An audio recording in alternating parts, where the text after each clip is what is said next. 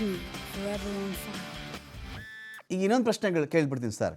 ಇದು ಈ ಪ್ರೇಮ ವೈಫಲ್ಯ ಅಥವಾ ಅನೈತಿಕ ಸಂಬಂಧ ಅಥವಾ ಮರ್ಡರ್ ಫಾರ್ ಗೇಯ್ನು ಅಥವಾ ಮರ್ಡರ್ ಫಾರ್ ಯಾವುದೋ ಒಂದು ರೀತಿಯಲ್ಲಿ ಗ್ರೆಡ್ಜು, ಸೇಡು, ದ್ವೇಷ, ಇದನ್ನು ನೀವು ಹೇಗೆ ಬೈಫರ್ಕೇಟ್ ಮಾಡ್ತೀರಾ ಸರ್ ಅದನ್ನು? ಸರ್ ಇದು ಮರ್ಡರ್ ಫಾರ್ ಸೆಕ್ಸ್ ಸರ್. ಇದು ಓಕೆ, ಇದು ಮರ್ಡರ್ ಫಾರ್ ಗೇನ್ ಸಾಧ್ಯ ಇರಲ್ಲ, ಇಲ್ಲ ಸಡನ್ ಪ್ರೊವೊಕೇಶನ್ ಅಲ್ಲೂ ಆಗಿರುವಂತದ್ದಲ್ಲ. ಇದು ಹಂಗೇನಾರು ಆಗಿದ್ರೆ ಹೊಡೆದ್ಬಿಟ್ಟ ಹೊಟ್ಟೋಗ್ಬಿಟ್ಟಿರೋರು ಬಿಟ್ಬಿಟ್ಟು. ಇದು ಮರ್ಡರ್ ಫಾರ್ ಸೆಕ್ಸ್ ಆಗಿರ್ತಕ್ಕಂಥದ್ದು. ನನಗ್ ಮೋಸ ಮಾಡಿದ್ಲಲ್ಲ ಅವಳು, ಹಿಂಗೆ ಮಾಡ್ಬೇಕು ಇವಳಿಗೆ, ನನಗ ಈ ತರ ಮಾಡಿದ್ಲಲ್ಲ ಅವಳು, ಇವಳು ನನಗೆ ಈ ತರ ಮೋಸ ಮಾಡಿ ಹಿಂಗ್ ಜೀವನ ಮಾಡ್ತಾವಳಲ್ಲ, ಇವಳು ಬದುಕಿಸಬಾರ್ದು ಅನ್ನುವಂತ ಒಂದು ಇಂಟೆನ್ಷನ್ ಇರ್ತದಲ್ಲ, ಅವ್ರು ಮಾತ್ರ ಮಾಡೋಕ್ ಸಾಧ್ಯ. ಇದು ಬೇರೆ ಯಾರು ನಾರ್ಮಲ್ ಆಗಿರೋರು ಮರ್ಡರ್ ಮಾಡ್ಬಿಟ್ಟು ಹಾಗೆ ಹೊಟ್ಟೋಗ್ಬಿಡ್ತಾರೆ, ಒಂದ್ 2-3 ಸಾರಿ ಚುಚ್ಚೋ ಇಲ್ಲ ಕಟ್ ಏನಾದ್ರು ಮಾಡಿ. ಬಟ್ ಈ ತರ ಪೀಸ್ ಮಾಡಿ ಒಳಗಡೆ ತುಂಬಿ ಎಲ್ಲಾನು ಅದನ್ನ ಡಿಸ್ಪೋಸ್ ಮಾಡೋಕ್ ಪ್ರಯತ್ನ ಪಡುವಂತದ್ದು ಇದೆಲ್ಲ ಇರ್ತದಲ್ಲ, ಅದು ಆ ಪ್ರವೃತ್ತಿ ಇದ್ರೆ ಮಾತ್ರನೇ ಸಾಧ್ಯ. ಆ ಕಾರಣಕ್ಕೋಸ್ಕರನೇ ಇದು ಮರ್ಡರ್ ಫಾರ್ ಸೆಕ್ಸ್ ಆಗಿರುವಂತದ್ದು. ಇದು ಅದ್ರ ಹಿಂದೆ ಹೋಗ್ಬೇಕು. ಆ ಕೇಸ್ ಹಿಂದೆ ಹೋದಾಗ ಇವಳದು ಎಲ್ಲ ಏನೇನಿದೆಯೋ ಹಳೇದೆಲ್ಲ ನೋಡ್ಕೊಂಡು ಹೋಗ್ಬಿಟ್ರೆ ಕೇಸ್ ಬಹಳ ಸುಲಭ ಸರ್. ಈ ಕೇಸ್ ಪತ್ತೆ ಮಾಡೋದು ಬಹಳ ಕಷ್ಟದ ಕೇಸ್ ಏನಲ್ಲ, ಇದು ಬಹಳ ಸುಲಭವಾದಂತ ಕೇಸ್ ಇದು. ಏನಾಗುತ್ತೆ ಯಾಕಂದ್ರೆ ಇವಳು ನಾವು ಫ್ರಾಕ್ಚರ್ಡ್ ಫ್ಯಾಮಿಲಿ ಇವಳದು, ಆ ಕಾರಣಕ್ಕೆ ಫ್ರಾಕ್ಚರ್ಡ್ ಲೈಫ್ ಇರ್ತದ. ಇವ್ರನ್ನ ಪತ್ತೆ ಮಾಡೋದು ಬಹಳ ಸುಲಭ ಸರ್. ಅವ್ರಿಂದ ಯಾರ್ಯಾರು ಇದ್ರು ಏನ್ ಕತೆ ಅಂತ ಹೇಳುವಂತದ್ದು. ಆಮೇಲೆ ಏನೇ ಆದ್ರೂ ಟೆಕ್ನಿಕಲ್ ಅವ್ಯಾಲ್ಯೂಯೇಷನ್ ಅಲ್ಲಿ ಅವ್ರು ತಗಲಾಕೋತಾರೆ ಸರ್. ಎಂತ ಅಪ್ಲಾತ್ಕಾರ ಮಗನೇ ಆಗ್ಲಿ ಅವನ ಅಷ್ಟು ಸುಲಭಕ್ಕೆ ತಪ್ಪಿಸ್ಕೊಂಡು ಹೋಗಕ್ ಸಾಧ್ಯ ಆಗಲ್ಲ. ಬಟ್ ಬಹಳ ಪೇಶನ್ಸ್ ಆಗಿ ನೋಡ್ಬೇಕು, ಅಯ್ಯೋ ನೋಡ್ಬೇಕು ಪ್ರತಿಯೊಂದೂ.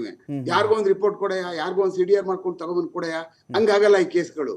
ಅತ್ಯಂತ ಬೇಗ ಮಾಡ್ಬೇಕು, ಅತ್ಯಂತ ಚೆನ್ನಾಗಿ ಮಾಡ್ಬೇಕು ಈ ಕೇಸ್ನ ಅಂತಂದ್ರೆ ಐಒಗಳೇ ಬಹಳ ಅದ್ರಲ್ಲಿ ತುಂಬಾ 24/7 ಕೆಲಸ ಮಾಡಿದ್ರೆ ಪತ್ತೆ ಹಾಕ್ಬಿಡ್ತಾರೆ ಸುಲಭಕ್ಕೆ. ಇನ್ನೊಂದು ವಿಚಾರ ನಂದಿಲ್ಲಿ, ಈಗ ಇದರಲ್ಲಿ ಒಬ್ಬನೇ ಇದ್ದಾನ, ಇಬ್ಬರಿದಾರ, ಮೂವರಿದಾರ ಅಂತ ಕೂಡ ಒಂದು ಪ್ರಶ್ನೆ ಓಡಾಡ್ತಾ ಇದೆ. ಇದೊಂದು ಭಾಗ.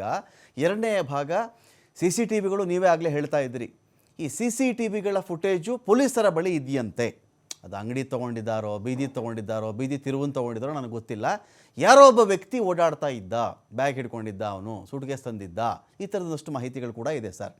ಸೊ ಒಬ್ಬ ಮನುಷ್ಯ ಇಷ್ಟು ಭೀಕರವಾಗಿ ಸಾಯಿಸ್ಬೋದಾ ಅಂತ ಬಂದಾಗ, ಶ್ರದ್ಧಾ ವಾಕರ್ ಕೇಸಲ್ಲಿ ನಮಗೆ ಮೊದಲು ದೊಡ್ಡ ಆಘಾತ ಆಗಿದ್ದು ದೆಹಲಿ ಕೇಸ್. ಅದು ಶ್ರದ್ಧಾ ವಾಕರ್ದು ಅದೊಂದು ಭೀಕರ, ಅದು ಭೀಭತ್ಸ ಅದು. ಸೊ ನಾವು ಅದನ್ನು ಸಿಮಿಲರ್ ಆಗಿ ನಾವು ನೋಡಬಹುದಾ ಸರ್? ಸರ್ ನೋಡಿ, ಎಲ್ಲಾದ್ರೂ ಒಂದ್ ಕಡೆ ಈ ತರ, ಯಾಕೆಂದ್ರೆ ಅಕಸ್ಮಾತ್ ಸೂಟ್ ಕೇಸ್ ಏನಾದ್ರು ಕ್ಯಾರಿ ಮಾಡ್ಕೊಂಡು ಬಂದ್ರೆ ಗೊತ್ತಾಗ್ಬಿಡುತ್ತೆ ಸರ್. ಅವ್ನ ಒಳಗಡೆ ಎಲ್ಲಾದ್ರೂ ಬರ್ಲಿ ಅವನು ಒಂದ್ ಕಡೆ ಸಿಕ್ತಾನೆ. ಬಟ್ CCTVನ ಹೇಗ್ ನೋಡಿದ್ರು ಅನ್ನೋದು ಇಂಪಾರ್ಟೆಂಟ್ ಸರ್ ಇದರಲ್ಲಿ. ಸುಮ್ನೆ ಓಡಿಸೋ ಹಂಗಾಗಲ್ಲ ಅದು sir. 24/7 continuous frame to frame ನೋಡ್ಬೇಕು. ಫ್ರೇಮ್ ಟು ಫ್ರೇಮ್ ನೋಡ್ಕೊಂಡು ಹೋದಾಗ 100% ಗೊತ್ತಾಗ್ತದೆ ಇಬ್ರಿದಾರ ಅಂತಾನು ಸರ್. ನಾವೊಂದು ಎಬ್ಗೋಡಿಂದ ಒಂದು ಹುಡುಗರುಗಳು ಮಾಡಿದ್ರು ಸರ್. ಅದೊಂದು ಹೇಳ್ಬಿಡ್ತೀನಿ ನಿಮ್ಗೆ.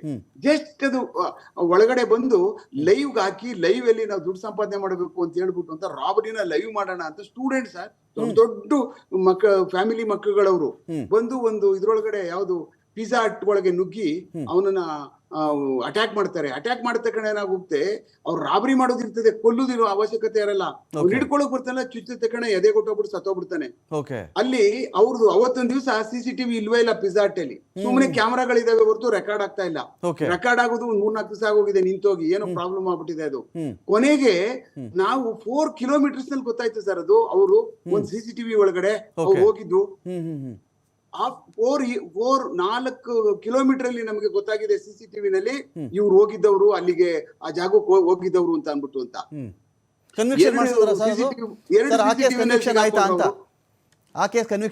ಅದು ಸರ್ ಮೈನರ್ ಹುಡುಗರುಗಳೆಲ್ಲ, ಅವರು 16-17 ವರ್ಷ ಎಲ್ಲ ಚಿಕ್ಕ ಹುಡುಗರುಗಳು. ಕೇಸ್ಗಳು ಇನ್ನೂ ನಡೀತಾನೆ ಇದೆ, ಇನ್ನು ಮುಕ್ತಾಯ ಆಗಿಲ್ಲ ಅದು ಸರ್. ನಂದು ಈ ಕೇಸಲ್ಲಿ ತುಂಬ ಜನ ಇದ್ದರು, ಗುಂಪುಗಳಿತ್ತು, ಒಬ್ಬನು ಸಾಯಿಸ್ಬಿಟ್ರು, ಸಾಕ್ಷಿ ನಾಶ ಮಾಡಿದ್ರು, ಆಗಿದ್ರು, ಹೀಗಿದ್ರು, ಆ ಕಾರಲ್ಲಿ ಬಂದಿದ್ರು, ಈ ಜೀಪಲ್ಲಿ ಬಂದಿದ್ರು ಅನ್ನೋ ಕೇಸ್ಗಳನ್ನೇ, ಆ ಕೇಸ್ಗಳ ಬಗ್ಗೆನೇ ಒಂದು ಕನ್ಕ್ಲೂಷನ್ ಬರೋಕ್ಕೆ ಕಷ್ಟ ಆಗುತ್ತೆ ಸರ್. ಕಷ್ಟ ಆಗುತ್ತೆ.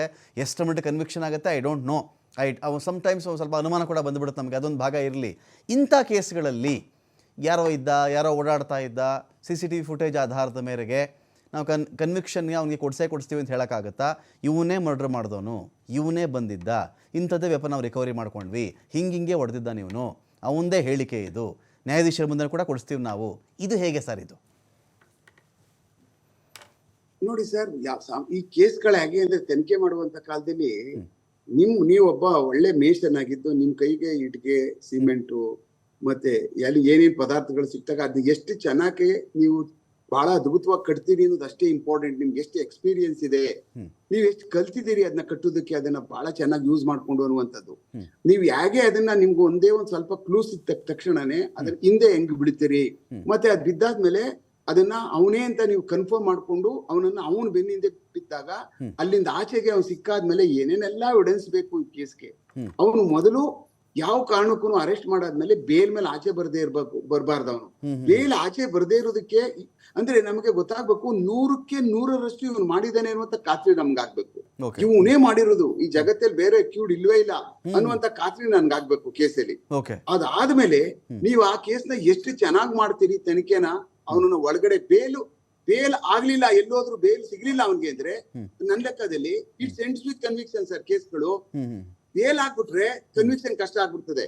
ಅವನು ಒಳಗಡೆ ಕುಕ್ ಹಾಕ್ಬಿಟ್ರೆ ಅಷ್ಟು ಸ್ಟ್ರಾಂಗ್ ಎವಿಡೆನ್ಸ್ ಮಾಡಿರ್ತೀವಿ ಅಂತ, ಅಷ್ಟು ಚೆನ್ನಾಗಿ ಅದ್ಭುತವಾದಂತ ತನಿಖೆ ನಡೆದಿದೆ ಅಂತ ಅನ್ಬಿಟ್ಟು ಅಂತ ಅಲ್ಲೇ ತೀರ್ಮಾನ ಆಗ್ಬಿಡುತ್ತೆ.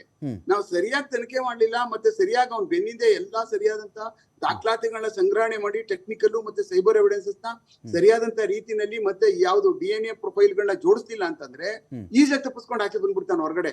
ಅಲ್ಲಿಗೆ ನಮ್ ತನಿಖೆ 50% ಅಂತ, ಅಲ್ಲಿಗೆ ಅವನೇನಾರ ಬೇಲಿಂದ ಆಚೆ ಬಂದ್ರೆ ಒಬ್ಬ ಅಕ್ಯೂಸ್ಡ್ ಅದ 50% ಮುಗಿಸ್ಬಿಟ್ಟಾರೆ ಪೊಲೀಸ್ನವರು ಅಂತ ಬೇಲಲ್ಲಿ ಬಂದ್ರೆ.